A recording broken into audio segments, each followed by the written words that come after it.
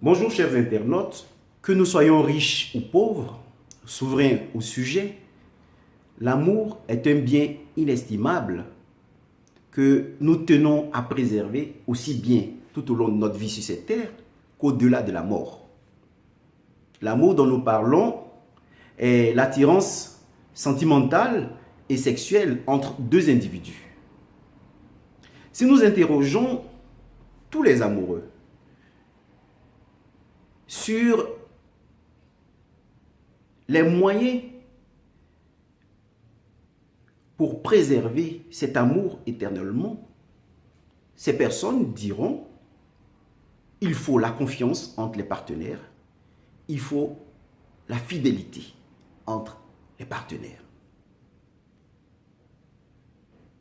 Interrogeons les penseurs, les philosophes qui ont réfléchi sur le comportement de l'homme pour savoir si ces réponses sont correctes.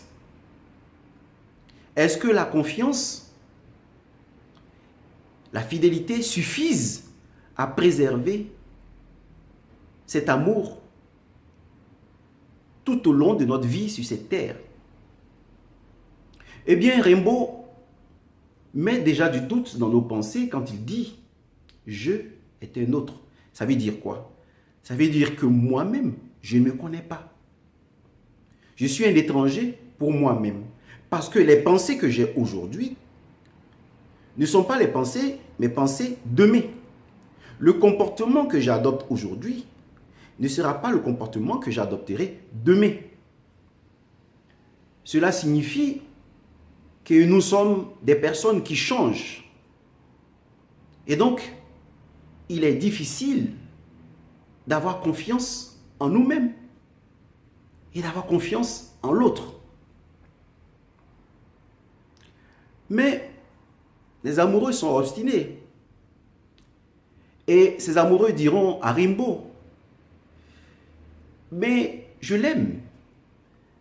J'aime mon partenaire parce qu'il est beau. Et ça, ce sont les adolescents qui tiendront ce type de langage. Si nous les interrogeons pour savoir, mais pourquoi vous êtes sûr que votre amour durera éternellement? Une adolescente vous dira, des adolescents vous diront, mais ma copine est ravissante. La fille dira la même chose. Il est physiquement beau, il est grand. Lorsque nous sortons, tout le monde dit, vous êtes bien ensemble. Et donc, cette fierté, ce sentiment d'affection est renforcé par le physique, la beauté de mon partenaire. Si vous interrogez une femme de 44 ans, puisque les statistiques démontrent qu'à 44 ans, les femmes qui ont une profession se séparent de leur partenaire en général pour une vie meilleure, pour avoir plus de joie avec d'autres partenaires, parce qu'elles se disent à 44 ans que l'amour qu'elles éprouvent est un amour d'adulte. Ce qu'elles disaient comme adolescentes, attachées au physique de l'individu, elles ne le diront pas quand elles auront 44 ans. À 44 ans, elles diront qu'elles cherchent à se procurer du plaisir, à vivre leur liberté, leur indépendance, et à aimer quelqu'un ayant le sentiment qu'elles sont devenues des personnes adultes. Alors, leur amour ne souffre d'aucun doute.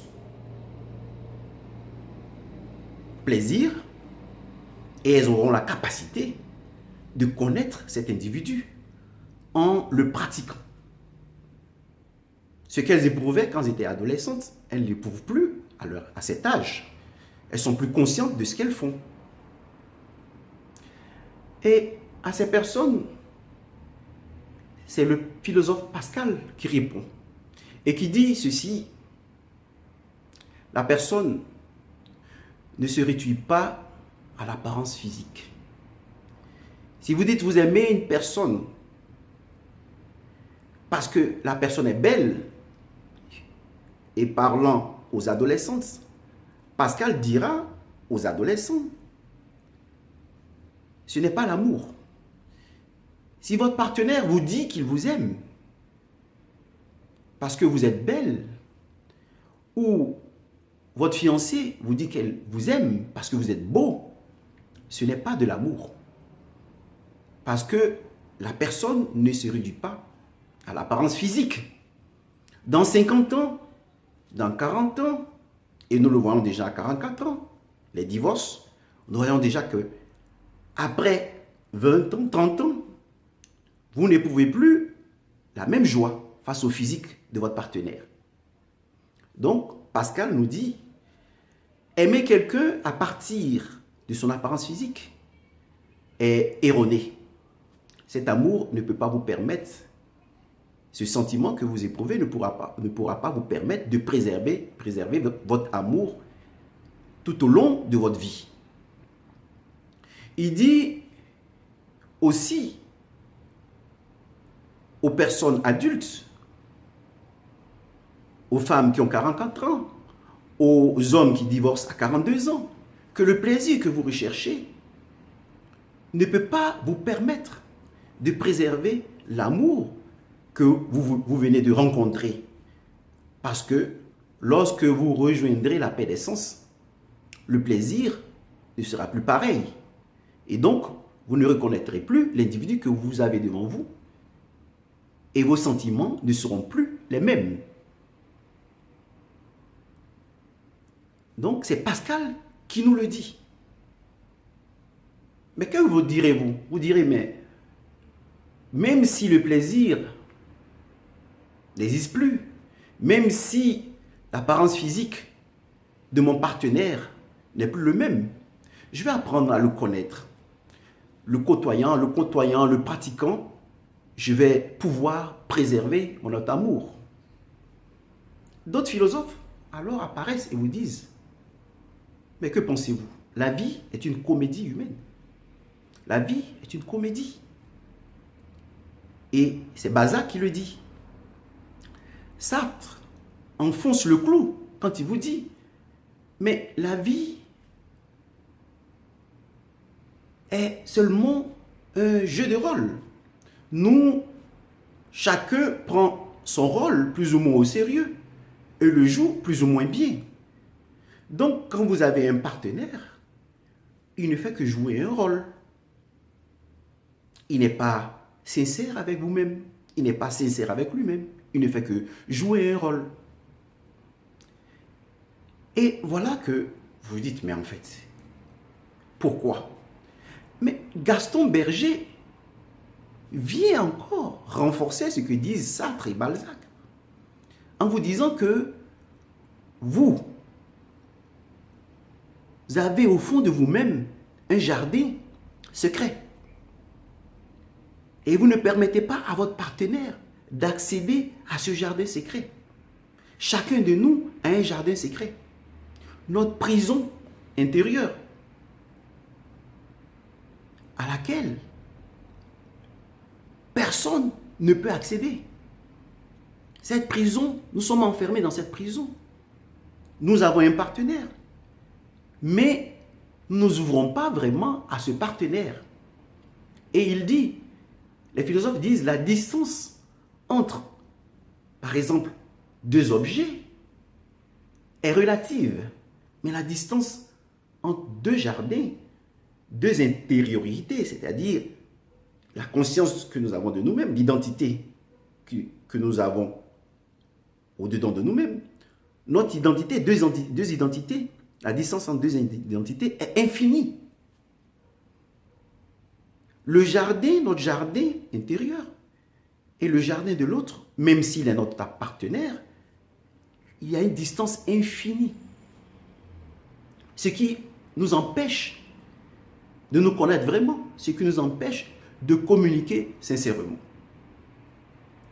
Et parce que si nous disons que nous comprenons l'autre, nous mentons. La souffrance, disent ces philosophes, est personnelle, unique. Le plaisir, nous l'éprouvons seuls. La douleur, nous le ressentons seuls. Nous la ressentons seuls. Donc, vous ne pouvez pas dire que vous comprenez l'autre, même s'il est votre partenaire. Prétendre que vous le comprenez, c'est mentir.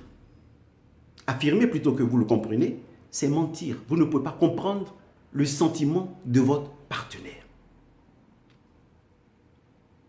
Qu'est-ce que vous pouvez répondre à cela? Vous direz, ben voilà que j'ai lu Descartes. Et Descartes me dit qu'au moyen de la pensée, je peux explorer ce jardin, me connaître. Et donc, grâce à une introspection, parce que explorer mon intérieur, mon jardin, c'est une introspection.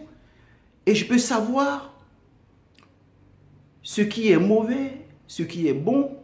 Et lorsque nous nous retrouverons devant des problèmes, mon partenaire et moi, nous nous confesserons parce que chacun aura fait un travail d'introspection. Chacun aura exploré son intérieur, l'intérieur, sa vie privée, ce jardin, cette prison, et chercher d'établir un pont entre le jardin de l'autre et mon jardin pour communiquer. Et que disent à ce niveau les philosophes? Les philosophes nous disent que cela est impossible. Leibniz nous dit que la pensée, ce que la pensée peut capter, n'est pas toujours ce que nous ressentons au-dedans de nous-mêmes. Leibniz répond à Descartes en disant que si lui, il affirme qu'au moyen de la pensée, nous pouvons tout savoir, il existe des éléments que nous percevons, que nous ressentons, mais que nous ne pouvons pas percevoir dans disons, dans les détails. Nous vivons une vie, nous vivons avec notre partenaire, mais nous ne sommes pas capables de nous apercevoir de tout ce qui nous entoure, de tout ce qui agit sur notre vie commune. Et nous devons nous contenter donc de la confession de cette personne. Et à ce niveau, ils nous disent que lorsqu'il y a une introspection,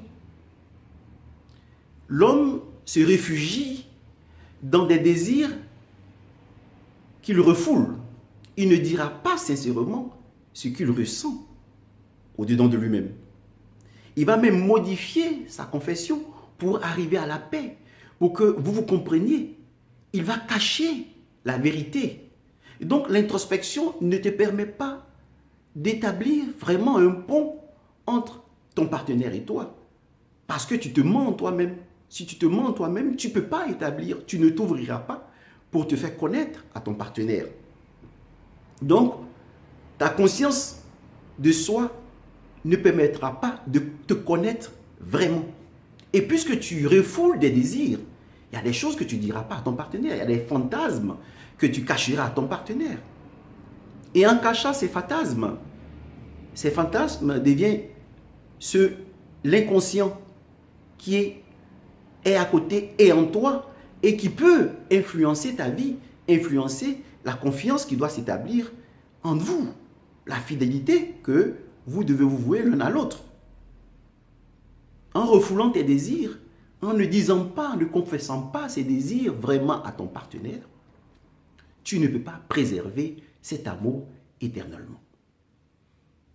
Et Sartre dit, celui qui pense se confesser vraiment, dire sincèrement ce qu'il a en lui, fait preuve de mauvaise foi. Pourquoi? Parce que personne ne peut se définir. Donc on rejoint Rimbaud qui dit, je suis un étranger pour moi-même, je ne peux pas me connaître vraiment. Donc ce que je dis pour me libérer d'un remords, c'est-à-dire nous vivons ensemble et on se dit, bon, pour nous connaître, il faut qu'on se confesse, il faut qu'on parle de notre passé, il faut qu'on parle de notre présent, il faut qu'on parle de nos faiblesses. Mais dans cette confession, nous ne serons pas sincères parce que nous aurons toujours peur de nous livrer vraiment, de dire ce que nous ressentons vraiment au-dedans de nous-mêmes. Et ça te le dit, ça dit, celui qui dit qu'il est sincère quand il communique avec l'autre, c'est un menteur. il fait preuve de mauvaise foi parce qu'il ne se connaît pas lui-même. Donc, il ne peut pas se définir. Il ne peut pas dire, ah, moi, je suis comme ça. Moi, je suis jalouse ou je ne suis pas jalouse. Moi, j'aime la vérité ou je n'aime pas la vérité. Parce que quelquefois, certains préféreront mentir au lieu de dire la vérité. Certaines personnes cacheront leur sentiment de jalousie au lieu de l'exprimer, de peur de perdre le couple. Donc, en fait, de se séparer. Donc, il est difficile de dire que nous pouvons, au moins de la confession, préserver notre amour. Et nous entendrons des gens comme Hegel dire que la conscience de l'homme est une conscience malheureuse. Et Giacometti lui dira plutôt que l'homme vit dans un perpétuel déséquilibre. Bon, cette démarche philosophique nous permet de comprendre que la confiance et la fidélité doivent reposer sur la sincérité, sur la prise de conscience de ce que nous sommes nous-mêmes. Donc, pour préserver notre amour, nous devons nous connaître nous-mêmes et prétendre connaître l'autre. Or, nous ne nous connaissons pas nous-mêmes. Nous ne savons pas si le sentiment que nous éprouvons aujourd'hui sera le sentiment que nous éprouverons demain. Nous ne savons pas si le sentiment qu'éprouve notre partenaire sera le sentiment qu'il éprouvera demain. Parce que les philosophes, ce n'est pas moi qui le dis, les philosophes affirment que notre conscience est malheureuse. Nous vivons toujours dans la peur de la mort. Nous sommes gagnés par un pessimisme. Nous vivons toujours comme des personnes qui n'ont pas atteint l'équilibre en elles-mêmes. Et donc, notre identité est une identité qui est sujette toujours au changement et en perpétuelle construction. Donc, nous avons une identité, c'est vrai, mais cette identité que nous avons aujourd'hui ne sera pas celle que nous aurons demain, parce que cette identité est en construction. Et donc, nous ne pouvons pas affirmer nous connaître. Nous ne pouvons pas dire que pour préserver l'amour, nous devons, au moyen de notre raison, au moyen de notre volonté, établir la confiance entre le partenaire et nous. Les penseurs avant nous sont arrivés à cette conclusion. L'amour, donc, qui nous lie, le sentiment qui nous lie, l'attraction sentimentale et sexuelle qui existe en deux partenaires, est toujours menacé par l'incapacité des partenaires à se connaître eux-mêmes. Voilà pourquoi, dans Jérémie 17, verset 5, il est dit « Maudit celui qui met sa confiance dans la chair. Béni celui dont Dieu est l'espérance. » Ce n'est pas moi qui le dis. Les philosophes affirment que l'amour que vous prônez, cette joie, ce sentiment qui vous lie, ne peut pas être préservé au moyen de vos forces. Parce que vous ne vous connaissez pas vous-même. Et la Bible, les Saintes Écritures viennent couronner le tout en vous disant « Maudit êtes-vous si vous avez confiance en la chair. Maudit êtes-vous si vous dites qu'un homme sera votre appui pour toujours, que le sentiment que vous éprouvez pour quelqu'un sera éternel parce que vous vous aimerez éternellement. Maudit êtes-vous si vous ne le comprenez pas. » Ce n'est pas une malédiction que le Seigneur, disons, profère à votre endroit, mais c'est une réalité qu'il vous présente. La chair est faible et l'esprit est fort. Alors, comment préserver cet amour éternellement? Eh bien, dans les Saintes Écritures, Jésus vous dit qu'il vient et il frappe à votre porte. Mais pourquoi vous êtes dans une maison et il est amené à frapper à votre porte? Il vient confirmer tout ce que les philosophes ont dit. Que vous avez un jardin secret, un sanctuaire secret. Chacun de nous a un sanctuaire secret où nous nous réfugions, qui est pour nous une forteresse. Et nous sommes barricadés derrière cette forteresse. Nous nous ouvrons à personne. Parce que d'abord, nous ne nous connaissons pas. Nous cherchons à nous connaître. Mais nous sommes des êtres changeants. Et donc, le Seigneur dit, effectivement, tout ce que disent tout ce que disent ces sages, tout ce qu'ils disent est vrai. Parce que la chair est faible. Comment vous prétendre que vous pouvez avoir confiance en vous-même et en l'autre si vous êtes faible? Alors le Seigneur dit, je frappe à ta porte.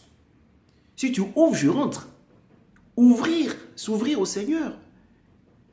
Cela veut dire que c'est ouvrir votre jardin à Dieu en lui disant sincèrement ce que vous êtes, en ne mentant pas.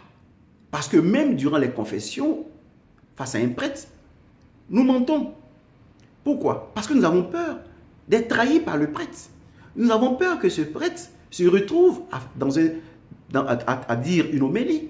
Et dans cette homélie, nous prenne un exemple. Et donc, nous n'irons jamais chez un prêtre lui dire tout ce que nous éprouvons. Nous allons mentir au prêtre. Nous n'allons pas être sincères dans notre confession. Et ce qui ne va pas nous permettre d'obtenir, disons, l'absolution de nos fautes. Et donc, parce que nous vivons dans un monde où nous cachons notre jardin intérieur. Mais si, dans la prière, Dieu frappe à notre porte, et dans la prière, nous disons sincèrement à Dieu tout ce que nous avons au-dedans de nous-mêmes, alors, les deux partenaires peuvent se rapprocher. Le miracle peut s'accomplir. Ce qui est impossible aux hommes est possible à Dieu, est possible à Jésus. Parce que qu'est-ce qui va se passer? C'est que ces deux partenaires vont être capables de s'ouvrir l'un à l'autre. Parce que la définition de l'amour, tel qu'il est perçu par le chrétien, la définition de l'amour, selon les Écritures, c'est faire une seule chose. Voilà pourquoi il est dit dans le livre de la Genèse que l'homme quittera son père et sa mère et fera une seule chose avec sa femme. Mais pour faire une seule chose, il faut que la femme et l'homme ouvrent leur jardin. Il faut que l'homme puisse accéder au jardin intérieur de la femme, à sa vie privée, à ses pensées secrètes, et que la femme puisse faire de même. Il faut qu'ils s'aiment en esprit et en vérité. Mais cela n'est pas humainement possible. Il faut d'abord, avant d'arriver à ce stade de l'amour, permettre à ce que Jésus, Dieu, entre dans votre vie. Et quand il entre dans votre vie, vous laissez, avant d'entrer dans le jardin secret de votre partenaire, vous laissez à la porte vos traditions. Vous laissez votre culture. Vous laissez tout ce que vous avez acquis dans la société pour être seul à seul avec votre partenaire, pour faire une seule chose avec lui. Voilà pourquoi Jésus dit, mon frère, c'est celui qui écoute la parole de Dieu et la met en pratique. Mon mari, ma femme, c'est celle ou celui qui écoute la parole de Dieu et la met en pratique. C'est sûr alors que nous n'avons pas d'autres principes que les principes qui nous viennent des Saintes Écritures. Nous n'avons pas d'autres paroles que la parole qui nous vient de Dieu. C'est seulement à cette condition que nous pouvons préserver notre amour éternellement ici-bas et dans l'au-delà. Parce que nous ne sommes pas liés par la chair, nous ne sommes pas liés par le plaisir, nous ne sommes pas liés par l'apparence physique, nous sommes liés par la parole de Dieu. Et donc, nous sommes sûrs, nous pouvons faire confiance à notre prochain, parce que nous faisons une seule chose, parce que nous avons tous les deux la crainte de Dieu. Et nous nous aimons en nous disant que le partenaire que j'ai, c'est Dieu qui me l'a donné. C'est Dieu qui a permis notre rencontre, c'est Dieu qui a permis notre union. Et alors, notre union est indissoluble. Parce que c'est Dieu. Et sur les Saintes Écritures, c'est que nous nous unissons en esprit, au-delà du corps. Ce qui signifie que lorsque mon partenaire sera physiquement invalide, je continuerai de l'aimer. Lorsqu'il ne sera plus beau, je continuerai de l'aimer. Lorsqu'il tombera, je continuerai de l'aimer, je le relèverai. Lorsque nous rencontrerons des difficultés, des obstacles de tout genre, je peux lui faire confiance. Parce que je sais que lui, il a la crainte de Dieu. Et étant uni à Dieu, étant uni à mon partenaire devant Dieu, je sais que mon partenaire, grâce à la crainte qu'il a pour Dieu, me sera fidèle. Je peux lui faire confiance. Je peux dormir en paix. Parce que je suis dans son jardin et lui, mon partenaire, est dans le mien. Parce que je me confesse à lui sincèrement et lui se confesse à moi sincèrement. Et cela est possible si nous faisons intervenir Dieu dans notre vie. Alors, nous ferons une seule chose. Et si nous l'étendons à la communauté, nous pouvons aussi faire une seule chose dans une communauté de chrétiens parce que nous ne nous cachons rien. Parce que notre jardin intérieur est le jardin des autres. Le sentiment que nous avons est le sentiment des autres. La douleur que nous éprouvons, nous la décrivons de manière correcte, sincère à l'autre. Les souffrances que nous éprouvons, nous le disons, nous partageons ces souffrances avec notre partenaire. Alors, ce miracle dont parle Jésus, Jésus peut s'accomplir. Soyez un comme mon Père et moi sommes un. Voilà l'amour du couple qui peut s'étendre à toute une communauté. Et c'est seulement de cette manière que nous pouvons sauver notre amour. Nous pouvons nous aimer éternellement.